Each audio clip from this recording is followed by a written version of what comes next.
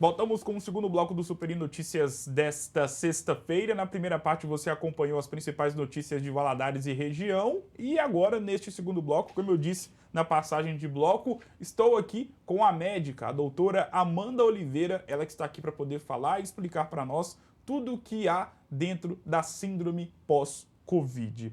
Doutora Amanda, é uma honra ter você mais uma vez aqui. Boa tarde, seja muito bem-vinda. Boa tarde, obrigada pelo convite, Gustavo, o prazer é todo meu. E, doutora, é sempre muito importante conversar com especialistas, principalmente na área da saúde. Você, claro, que está, né, talvez, o patamar mais avançado, já que você é médica. O que é a síndrome pós-Covid? Então, a síndrome pós-Covid ela é um conjunto de sinais e sintomas que se desenvolvem a partir do momento que o paciente adquire a infecção viral pelo Covid. A partir do 7º dia de sintoma, o paciente começa na fase inflamatória e a partir daí já começa a se desenvolver esses sinais e sintomas, né? Geralmente a média é de 2 a 3 meses, podendo se estender a 6 meses em alguns casos, e existem alguns relatos já de casos que se estendem a mais que isso. Nisso inclui dores de cabeça, alterações de paladar, de cheiro, né? Dores no corpo, sensação de fadiga crônica, falta de ar, lapsos de memória, queda de cabelo, que é muito comum, né? Uma infinidade de sintomas. E assim, você acabou de falar alguns sintomas e vai ao encontro do que eu vou te indagar. Porque, por exemplo, uma dor de cabeça, ela pode ocorrer por conta de um dia muito corrido, por conta de uma enxaqueca, apesar de que a dor da enxaqueca, para quem tem e eu tenho, ela é diferente do que a dor comum. Mas você citou alguns exemplos, alguns sintomas que são corriqueiros e pode acontecer com qualquer pessoa durante o dia a dia, mesmo ela não tendo sido acometida pela Covid.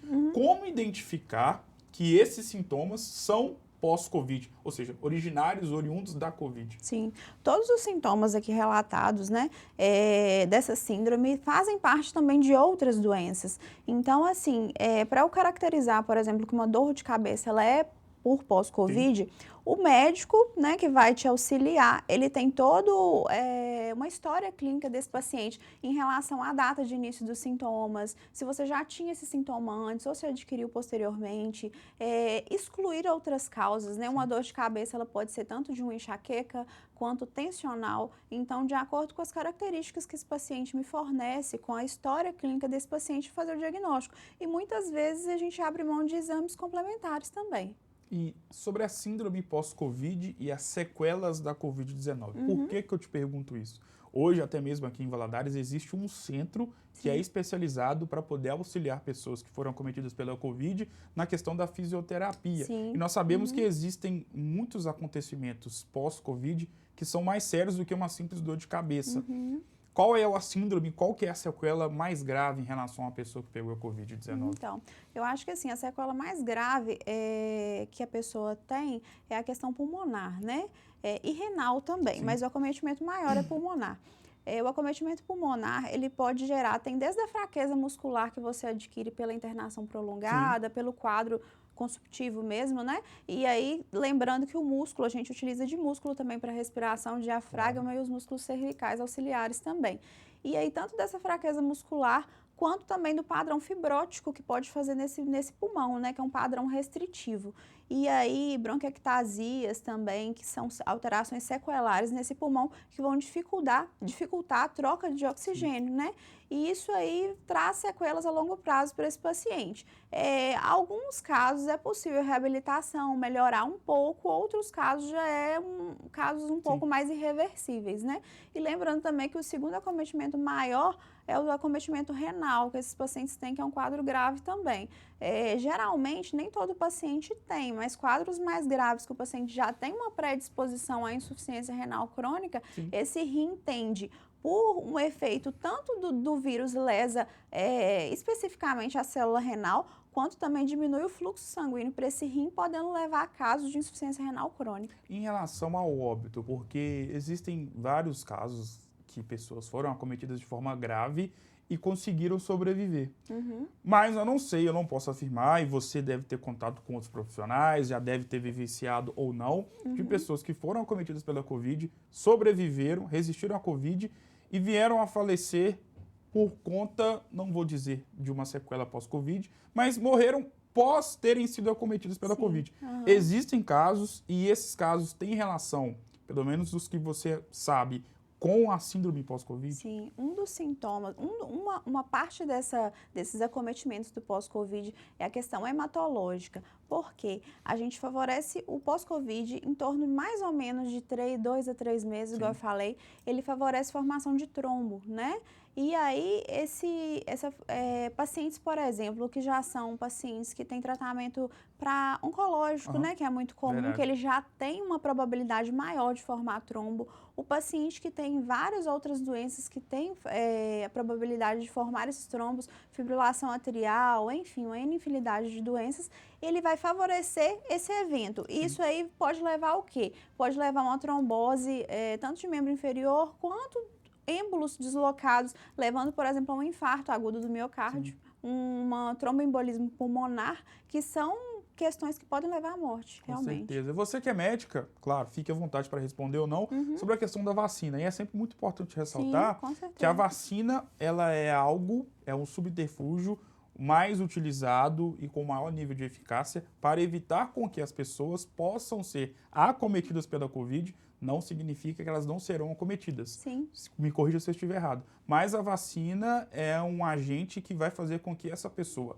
talvez possa ser acometida pela Covid, mas ela não chegue nesse patamar de ficar internada. Exatamente.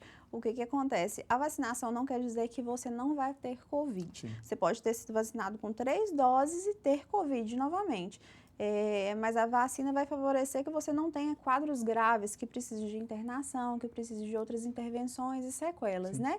Então, assim, hoje em dia, o que a gente tem visto na prática, na clínica em geral, é que a maioria dos casos graves atuais são de pessoas que não foram vacinadas. Então, assim, a maioria das internações de CTI hoje em dia tem sido de pessoas que não se vacinaram. Ou seja, vai diretamente ao encontro da importância da vacina. Exatamente. Lembrando que na medicina nem sempre nem nunca. Existem casos, vacinou 3 vezes e está internado. Existem, lógico, mas a prevalência é muito maior de pessoas que não se vacinaram. Interessante, é sempre muito importante ressaltar a importância da vacina. Hoje, né, você que está inserida no contexto médico, você que trabalha em hospital, tem contato com outros profissionais, tem até informações privilegiadas.